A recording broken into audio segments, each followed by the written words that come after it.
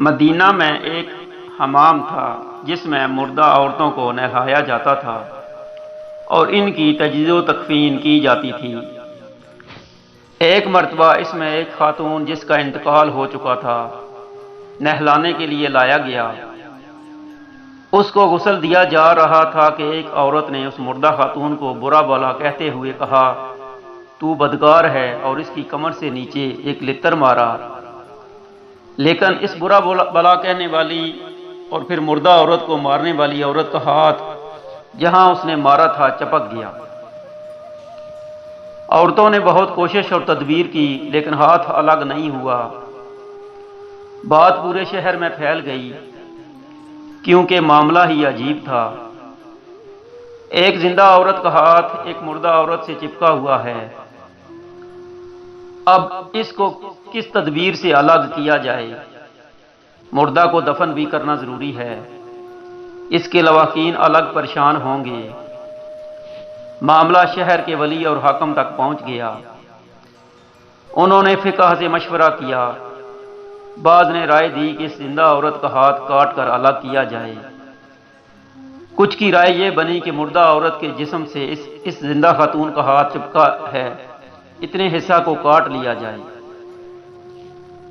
کچھ کا کہنا تھا کہ مردہ کی بے عزتی نہیں کی جا سکتی۔ کچھ کا کہنا تھا کہ زندہ عورت کا ہاتھ کاٹنا اس کو پوری زندگی کے لیے معذور بنا دے گا۔ شہر کا والی اور حاکم امام مالک کا قدر شناس اور ان کے تفقہ اور فہم و فراست کا قائل تھا۔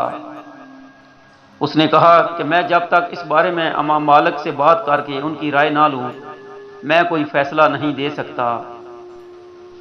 امام مالک کے سامنے پورا معاملہ پیش کیا گیا تو انہوں نے سن کر فرمایا، نہ زندہ خاتون کا ہاتھ کاٹا جائے اور نہ مردہ عورت کے جسم کا کوئی حصہ الگ کیا جائے۔ میری سمجھ میں یہ بات آتی ہے کہ مردہ عورت پر اس زندہ خاتون نے جو الزام لگایا ہے وہ اس کا بدلہ اور قصاص طلب کر رہی ہے، لہٰذا اس الزام لگانے والی عورت کو شرعی حد سے گزارا جائے۔ چنانچہ شرعی حد جو تہمت لگانے کی ہے یعنی 80 کوڑے مارنے شروع کیے گئے، 1 2 10 20 50 60 70 بلکہ 79 کوڑوں تک اس زندہ خاتون کا ہاتھ مردہ عورت کے جسم کے کمر کے نچلے حصے سے چپکا رہا۔